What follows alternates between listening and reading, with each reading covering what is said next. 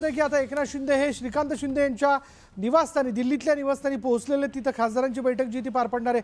उदय, तू सांगत होता की जे निर्णय घेण्यात येत आहेत किंवा प्रस्ताव समोर ठेवण्यात आलेले आहेत त्या संदर्भातली सहमती एकनाथ शिंदे खासदारांबरोबर घेऊ शकतात। उदय, अगदी बरोबर आहे, कारण मुख्य नेते एकनाथ शिंदे आणि जेव्हा मुख्यमंत्री उदय, मी तुला थांबवतोय। आपले प्रतिनिधी प्रशांत लीला रामदास आपल्याबरोबर जोडले गेलेत। प्रशांत, एकनाथ शिंदे श्रीकांत शिंदे यांच्या दिल्लीतल्या निवासस्थानी पोहोचलेले आहेत, खासदारांबरोबर बैठक पार पडणार आहे, काय कारण?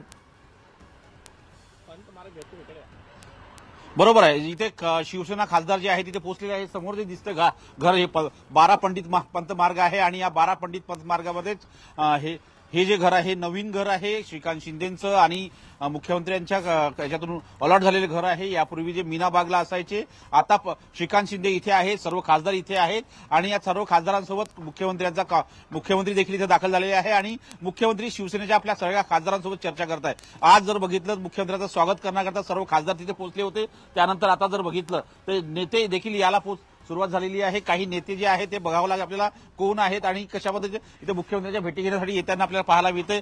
जर बघितलं आपण तर या सगळ्या याच्यामध्ये काही नेते आलेले आहेत आणि जर बघितलं तर एकनाथ शिंदे यांच्या निवासस्थानी पोहोचत आहे आणि महत्वाचं म्हणजे जर बघितलं यातून एकनाथ शिंदे हे शिवसेनेच्या खासदारांसोबत चर्चा करत आहे आणि चर्चेतून निश्चितपणे काही निर्णय जे झालेले आहेत ते निश्चितपणे आपल्या खासदारांना सांगणार असणार। त्यामुळेच हे अत्यंत महत्वाचं आहे की दुसरीकडे जर बघितलं आपण तर हे एकनाथ शिंदे काळजीवाहक मुख्यमंत्री जे आहेत तिथे दाखल झालेले आहेत, सोबतच श्रीकांत शिंदे देखील इथे आहे आणि सोबतच जर बघितलं आपण तर इथे इथे अत्यंत महत्वाचं आहे की सर्व शिवसेनेचे खासदार इथे उपस्थित आहेत। हिवाळी अधिवेशन सुरू असल्यामुळे हे सर्व खासदार इथे उपस्थित आहेत। खासदार सोबतच जर बघितलं तर एकनाथ शिंदे यांची सध्या बैठक सुरू असल्याची माहिती पुढे आलेली आहे। जे महत्वाचे निर्णय किंवा जे प्रस्ताव अमित शहांसमोर ठेवण्यात आले किंवा जी काही चर्चा झाली आहे त्यातले काही मुद्दे असे असू शकतात की जे सर्व सहमतीने खासदारांबरोबर चर्चा करून ते निर्णय पुढे घेतले जाऊ शकतात। यासाठी ही बैठक असावी का? बरोबर आहे, शिवसेनेची जी नेते आहेत सर्व नेत्यांसोबत सर्व चर्चा करून एकनाथ शिंदे काही निर्णय घेणार आहे, त्यासाठी हीच अत्यंत महत्वाची बैठक सध्या सुरू झालेली आहे। दुसरीकडे जर बघितलं आपण तर साधारणतः माहिती मिळते की देवेंद्र फडणवीस देखील मुंबईच्या दिशेने रवाना होण्याची शक्यता आहे। अजित पवार यांची फ्लाईट जे विमान आहे ती 1 वाजता दरम्यान असल्यामुळे ते देखील जाण्याची शक्यता व्यक्त केली जात आहे। पण या घडीला जर बघितलं तर एकनाथ शिंदे हे पंत मार्गावरील 12 पंत मार्ग या निवासस्थानी पोहोचले आहे। शिवसेनेच्या सर्व खासदारांसोबत बैठक घेत आहे। खास करून अमित शहांच्या वतीने जे प्रस्ताव देण्यात आलेले आहे त्या प्रस्तावावरती निश्चितपणे या बैठकीत चर्चा होत असल्याची माहिती पुढे आलेली आहे। यात असं देखील कळतंय की या प्रस्तावात जर मुख्यमंत्री पदाच्या विषयाला घेऊन ते माघार घेत आहेत तर काही महत्त्वाचे पोर्टफोलिओ देखील त्यांनी मागितलेले आहेत। अजितदादांकडनं केंद्रामध्ये मंत्रिपद मागण्यात आलं होतं आणि ते मंत्रिपद जे आहे ते प्रफुल्ल पटेल यांना मिळू शकतं। अशावेळी सेनेकडनं देखील केंद्रात काही मागणी करण्यात आली असण्याची शक्यता आहे का? बरोबर आहे विशाल, जर बघितलं आपण जर मुख्यमंत्री पद जर शिवसेना मिळत नसेल तर केंद्रामध्ये काही मंत्रिपद मिळावे अशा प्रकारची मागणी आजच्या बैठकीत केल्या जाण्याची शक्यता व्यक्त केली जात आहे। एक तर बघितलं तर यापूर्वी एक इंडिपेंडंट दर्जाचं मंत्रीपद हे शिवसेनेकडे आहे आणि त्यानंतर आता कॅबिनेट मंत्र्याचा देखील दर्जा मागण्याची शक्यता व्यक्त केली जाते। कॅबिनेट मंत्री पद देखील केंद्रीय मंत्रिमंडळाच्या याच्यामध्ये मिळावं असा प्रयत्न असताना त्यासाठी काही प्रस्ताव आजच्या बैठकीत दिले जाण्याची शक्यता व्यक्त केली जात आहे। प्रशांत, मी तुझ्याकडे लवकरच येतो, तू मीटिंग बद्दलचे अपडेट घेच, पण आता मी उदयकडे जातोय। उदयला आपण पुन्हा एकदा विचारूयात। उदय, काही फॉर्म्युलाज काही प्रस्ताव जे आहेत ते एकनाथ शिंदेंच्या वतीनं अमित शहा यांच्या समोर ठेवले गेले, काय त्यातल्या शक्यता आहेत, काय माहिती? शिवसेनेकडनं जे 4 प्रस्ताव जे आहेत केंद्रीय गृहमंत्री अमित शहा यांच्याकडे ठेवण्यात आले होते त्यापैकी काही प्रस्ताव मंजूर झालेत, काही प्रस्तावांसंदर्भात चर्चा करू आणि त्यानंतर तोडगा काढू असं सांगण्यात आलेलं आहे। सगळ्यात पहिला जो प्रस्ताव होता तो म्हणजे मुख्यमंत्री पदासंदर्भात जो प्रस्ताव जो आहे तो अद्याप अनुत्तरित आहे, तो सोडवण्यात आले नाही। या संदर्भात स्वतः पंतप्रधान नरेंद्र मोदी हे लक्ष घालणार आहेत आणि ते या संदर्भात निर्णय घेणार आहेत महाराष्ट्राचा मुख्यमंत्री नेमका कोणाला देणार। त्यानंतर आहे उपमुख्यमंत्रीपद।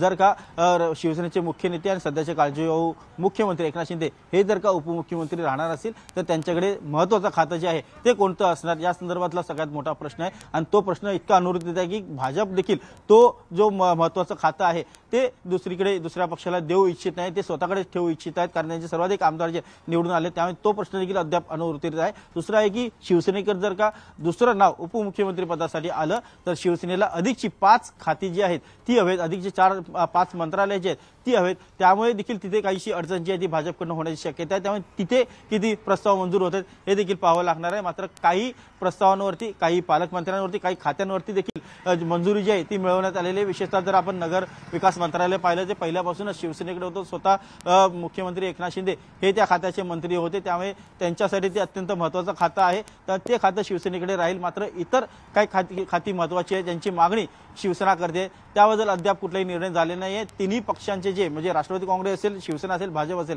यांचे प्रस्ताव जे आहेत केंद्रीय गृहमंत्री अमित शहा यांनी ऐकून घेतले. त्या संदर्भात त्यांनी साधक बाधक चर्चा देखील केलेली आहे. मात्र अंतिम निर्णय जे आहेत ते मात्र अद्याप घेण्यात आलेले नाहीत. या संदर्भात स्वतः पंतप्रधान नरेंद्र मोदी हे लक्ष घालणार असे आहेत आणि ते या संदर्भात अंतिम निर्णय घेणार असल्याची माहिती मिळते. खासदारांबरोबरची बैठक जी आहे ती महत्त्वाची म्हणता येईल, कारण जे महत्त्वाचे निर्णय आता अमित शहा यांच्या बैठकीत घेण्यात आले त्या निर्णयांवरती सगळ्या खासदारांची सहमती घेणं आवश्यक ठरेल किंवा त्यांना त्याबद्दल माहिती देणं आवश्यक ठरेल. सगळ्या नेत्यांना विश्वासात घेऊन ही बैठक जी ती पार पडते. जाऊयात पुन्हा एकदा श्रीकांत शिंदे यांच्या निवासस्थानी, दिल्लीतल्या निवासस्थानी सगळ्या खासदारांबरोबर एकनाथ शिंदे बैठक घेत आहेत. प्रशांतकडे जाऊयात, प्रशांतकडनं अपडेट आपण जाणून घेऊयात. प्रशांत, काय माहिती? महत्त्वाचं म्हणजे जर बघितलं तर खास करून जर माहिती मिळते की साधारणतः इथे बैठक सुरू झालेली आहे. या बैठकीमध्ये श्रीकांत शिंदे खासदार जे आहेत आणि शिवसेना संसदीय पक्षाचे नेते आहेत ते उपस्थित आहेत. राहुल शेवाळे माजी खासदार उपस्थित आहेत. रवींद्र वायकर जे आहेत ते उपस्थित आहेत. नरेश मस्के उपस्थित आहेत. श्रीरंग बारणे उपस्थित आहे. संदीपान भुमरे उपस्थित आहे. आमदार हेमंत पाटील उपस्थित आहे. या बैठकीमध्ये एकनाथ शिंदे देखील उपस्थित झालेले आहेत. एकनाथ शिंदे आजच्या बैठकीत काय झालं याची माहिती आपल्याला देताना या बैठकीत देणार आहे आणि त्यातून जो सामोरपणे एकत्रितपणे शिवसेनेचा निर्णय असेल तो निर्णय अमित शहांना कळवला जाईल अशा प्रकारची माहिती पुढे आलेली आहे. विशाल, मी जसं यापूर्वी तुला विचारलं याबद्दल आम्ही पुन्हा एकदा तुझ्याकडे येऊच, पण एकनाथ शिंदेंची खासदारांसोबत चर्चा सुरू असल्याचं आपण बघतोय. एकनाथ शिंदे आता शिंदे गटाच्या सगळ्या खासदारांबरोबर चर्चा करतील. जे महत्त्वाचे निर्णय अमित शहा यांच्याबरोबरच्या बैठकीत घेण्यात आले किंवा त्यांच्याकडनं काय प्रस्ताव ठेवण्यात आलेले आहेत का याबद्दल त्यांना ते माहिती देतील. सर्व सहमतीने एकनाथ शिंदे निर्णय घेत असतात म्हणून सगळ्या खासदारांबरोबर ते आता चर्चा करतात. त्यामुळे बघूयात की आता उद्याच्या दिवसामध्ये जसं आपल्याला कळतंय की अमित शहांनी सगळ्यांचं म्हणणं ऐकून घेतलं. सगळ्यांचं म्हणजे देवेंद्र फडणवीस, अजित पवार, त्याचबरोबर आपण जर पाहिलं तर एकनाथ शिंदे यांचे प्रस्ताव त्यांनी ऐकून घेतले.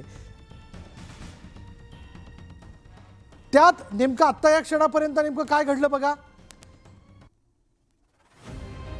भाजप गटनेत्यांची 2 दिवसात निवड जी ती केली जाणार आहे. महायुतीच्या बैठकीत ठरलंय महसूल आणि गृह खातं भाजपकडे राहील, तर अजित पवारांना उपमुख्यमंत्रीपद, अर्थ खातं हे दिल्या जाऊ शकतं. एकनाथ शिंदेंचा सन्मान राखला जाईल.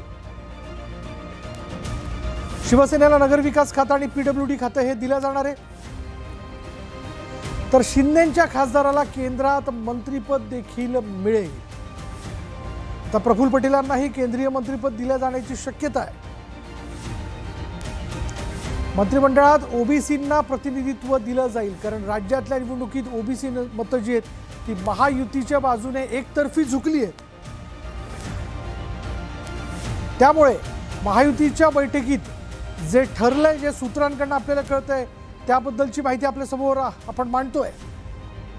आणि आता एकनाथ शिंदे या बैठकीनंतर श्रीकांत शिंदेंच्या दिल्लीतल्या निवासस्थानी सगळ्या खासदारांबरोबर बैठक घेत आहेत. त्यांना या निर्णयांबद्दलची माहिती देत आहेत.